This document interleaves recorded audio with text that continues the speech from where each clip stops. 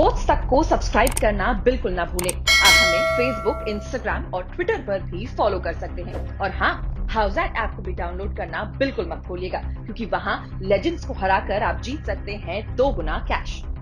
चलिए जी, भारत ने मुकाबला जीत लिया है। लगातार 3 मैच भारत ने जीते हैं वर्ल्ड कप में। बावजूद इसके इस वर्ल्ड कप के दरवाजे भारत के लिए बंद हो चुके हैं। सेमीफाइनल में नहीं जा रहा भारत। यह आखिरी मैच था। इसमें 9 विकेट से भारत ने नामीबिया को हरा दिया है। केएल राहुल ने अर्धशतक लगाया, रोहित शर्मा ने अर्धशतक लगाया और 3 नंबर पर आज विराट कोहली खेलने नहीं आए। कप्तान के तौर पर T20 में अपने आखिरी मुकाबले में वो बैटिंग करने नहीं आए। उनकी जगह सूर्य कुमार यादव आए हैं बैटिंग करने के लिए। और भारत ने 9 विकेटों से इस मुकाबले को जीता है। 133 भारत चेज कर रहा था, 136 रन। लेकिन अब सवाल यह है कि केएल राहुल के 54 रन, रोहित शर्मा के 56 रन, सूर्य कुमार यादव के 25 रन इस मैच के लिए तो काफी थे। लेकिन भारत ने ऐसा क्या किया कि करोड़ों सपने टूट गए। मदन जी स्टूडियो में है, सुनील गावस्कर जी हमारे साथ दुबई से हैं। सनी भाई, अगर आप सुन पा रहे हैं, ऐसा अक्सर होता नहीं है कि किसी भी बड़ी टूर्नामेंट में आखिरी तीनों मुकाबले एक टीम जीती हो लेकिन उसको घर वापस आना पड़े सेमीफाइनल खेले बिना। जी हाँ, ये तो बात सही है, पर आपने ये भी देखना होगा कि जो 3 मुकाबले जो जीते हैं वो कौन सी टीमें थी और जो मुकाबले हारे वो कौन सी टीमें थी। जो 3 मुकाबले जीते हैं वो तो मतलब लाइट वेट टीमें थी और जो 2 मैचेस जो हारे हैं वो हेवी वेट टीम्स थी। तो उनके खिलाफ जो हुआ वो मैं समझता हूँ कि जो अच्छी गेंदबाजी थी दोनों टीमों की, मतलब पाकिस्तान और न्यूजीलैंड की, तो उनके खिलाफ हमारे बल्लेबाज नहीं चले और इसी की वजह से ज्यादा रन भी नहीं बने। और ये जो तीन टीमें थी इनकी अटैक में कोई दम नहीं था वैसे तो इसी की वजह से जो रन्स बनाए 200 रन 210 रन बनाए अफगानिस्तान के खिलाफ, और अभी यहाँ पे आसानी से 2 मैचेस आसानी से जीत लिए हैं। तो उसमें ये हमें ध्यान में रखना चाहिए कि जिनके खिलाफ जिनके पास अच्छे गेंदबाज थे उनके खिलाफ हमारे बल्लेबाजों ने कुछ नहीं किया। सनी भाई, 2 तरह से देखा जाता है आमतौर पर। चूंकि आप वहां पर हैं, हम तो टीवी पर देख रहे हैं और आपकी क्रिकेट की समझ, जो टीमें आपने देखी हैं, जैसे जो 4 टीमें गई हैं सेमीफाइनल में, उनको देखते हुए क्या भारत उतना अच्छा नहीं था, या पीछे मुड़कर हम कहें अरे यार, अ टेल ऑफ मिस्ड अपॉर्चुनिटीज, हम अच्छे थे, हम बहुत अच्छे थे, बस किस्मत साथ नहीं रही। बहुत अच्छे थे, जरूर हमारी टीम तो बहुत अच्छी है, मतलब हमारी टीम तो चैंपियन टीम है। पर जो 2 दिन थे जहां पे उनको रन बनाने थे वहां पे वो रन बना नहीं सके, और मैं इसके लिए श्रेय दूंगा तो वो पाकिस्तान और न्यूजीलैंड के गेंदबाजों को। देखिए, बल्लेबाज तो कहीं ना कहीं जल्दी आउट हो जाते, किसी ना किसी मैच में आउट हो जाते। हमारे बल्लेबाजों को पाकिस्तान के खिलाफ जिस तरह की गेंदबाजी खेलनी पड़ी वो तो बहुत अप्रतिम गेंदबाजी थी।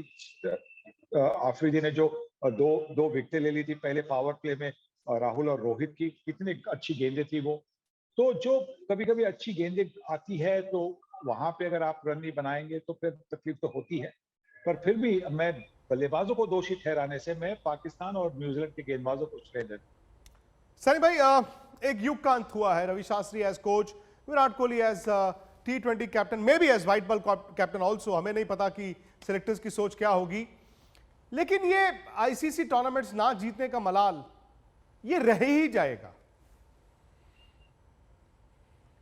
देखिए, अगर आप देखें तो दो टूर्नामेंट है जहां पे शास्त्री कोहली का कॉम्बिनेशन वर्ल्ड कप में कुछ नहीं कर पाया। 2019 की जो वर्ल्ड कप थी वहां पे सेमीफाइनल तक पहुंचे थे, वहां पे सेमीफाइनल में भी अच्छी गेंदबाजी हुई न्यूजीलैंड से और इसी की वजह से पहले 3 विकेट फटाफट गई और उसके बाद में रिकवर करना भारत के लिए मुश्किल बन गया। और यहाँ पे मतलब T20 का जो फॉर्मेट है वहां पे कुछ भी हो सकता है, इतना डायनामिक फॉर्मेट है कि उसमें फटाफट कुछ भी हो सकता है। तो ये 2 टूर्नामेंट्स अगर आप रखेंगे, बाजू में रखेंगे, तो आपको पता चलेगा कि बाकी के जो परफॉर्मेंसेस है भारतीय टीम के बाइलैटरल सीरीज में, होम में, घर में या परदेश में, वो तो बड़े अच्छे परफॉर्मेंस है। तो हमें वो सब देखना चाहिए। हाँ, वर्ल्ड कप आता है हर 2 साल या हर 4 साल में, 50 ओवर का वर्ल्ड कप हर 4 साल में आता है, तो वो जीतना, अगर वो जीतेंगे तो फिर और भी अच्छा है। पर कंसिस्टेंटली जो आप हमने देखा है भारतीय टीम का, उनका परफॉर्मेंस कंसिस्टेंटली पिछले 4 साल में बहुत अच्छा रहा है। सर में अब क्या, अब फिर से 1 साल बाद की तैयारी?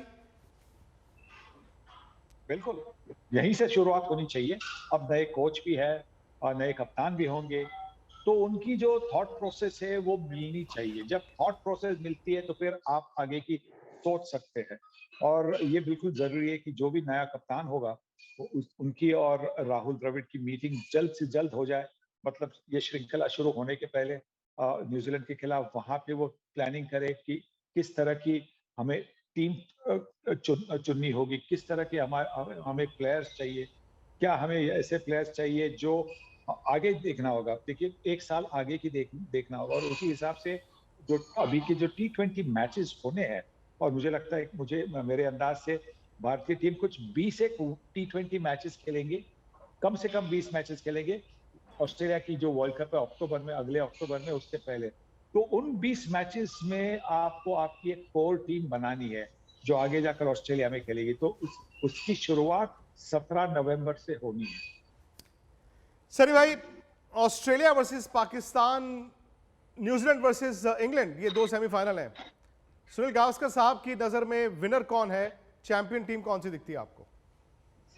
देखिए चारों टीमें उन्होंने बेहतर खेला है इस टूर्नामेंट में, तो और T20 क्रिकेट में चुनना थोड़ा सा मुश्किल बनता है, तो विनर कौन होगा वो कहना बड़ा मुश्किल है। पर मुझे लगता है कि जो क्रिकेट की सबसे पुरानी राइवलरी है ऑस्ट्रेलिया और इंग्लैंड के बीच में, मतलब उन्होंने 1877 से खिलाफ शुरू किया था खेलना, तो मुझे लगता है कि शायद वो ओल्डेस्ट राइवलरी जो है वो शायद फाइनल में आ सकती है। तो सनी भाई कहते हैं कि पाकिस्तान शायद ऑस्ट्रेलिया से हार जाए और न्यूजीलैंड शायद इंग्लैंड से हार जाए, और फाइनल इंग्लैंड ऑस्ट्रेलिया का हो सकता है। चलिए देख लेते हैं जी, भारत के सपने जो थे वो कैसे एक बार फिर आए और चले गए, टूट गए। मदन जी, क्या किया जाए? टीम आपकी अच्छी होती है, शायद एंड में जाकर आप एक आधी गलती कर देते हैं, बस वहीं से सब कुछ। देखिए वो जो गलती की है उसी का तो हमें हर्जाना भरना पड़ रहा है। तो हमारी जो बैटिंग है, जो सनी भाई बात कर रहे थे, हमारी बैटिंग नहीं चली। पर मैं एक बात यहाँ पे कहना चाहूँगा कि पाकिस्तान के खिलाफ आप खेलते नहीं हैं। क्या आपने मीटिंग में क्या डिस्कस किया था ये 2-3 बॉलर जो पाकिस्तान के, कि उनका बॉल ऐसे आता है, ऐसे किया ही होगा, किया ही होगा। हाँ किया होगा, बट ये बड़ा जरूरी चीज रहते हैं, क्योंकि आप नहीं खेलते न्यूजीलैंड के साथ, तो आप खेलते रहते हैं, तो ये थोड़ा पता फिर भी आप उनको उस कोड को क्रैक नहीं कर पाते हैं। हाँ। आप न्यूजीलैंड के खिलाफ इतना खेल रहे हैं कि आप हार ही जा रहे हैं। हाँ, हार ही जाते हैं, क्योंकि न्यूजीलैंड खेलती बहुत बेहतरीन साइड है, और हमें हमेशा इंडिया के साथ उन्होंने जीता है। बट डेफिनेटली जो 3 मुकाबले खेलते हैं मिनोज के साथ थे, ये तो हमें मालूम ही था कि हम ये मैच जीत जाएंगे। पर अफसोस इस बात का हो रहा है कि दोनों में से एक मैच भी जीत जाते तो आज आप सेमीफाइनल में होते, क्योंकि हमारी टीम अच्छी है, इसलिए अफसोस ज्यादा हो रहा है। लेकिन एक बात सनी भाई की जरूर याद रखिए मदन जी, और यही सवाल मेरा आप लोगों से भी रहता है हमेशा, और सवाल क्या रहता है, ये मेरी ऑब्जर्वेशन भी है, जब आप बड़े मुकाबले खेलते हैं तो कुछ प्लेयर होते हैं जो बड़े मुकाबलों में रन बनाते हैं, माजरत के साथ कुछ प्लेयर ऐसे भी होते हैं जो हल्की टीम को कभी छोड़ते नहीं, हल्की टीम को कभी छोड़ते नहीं।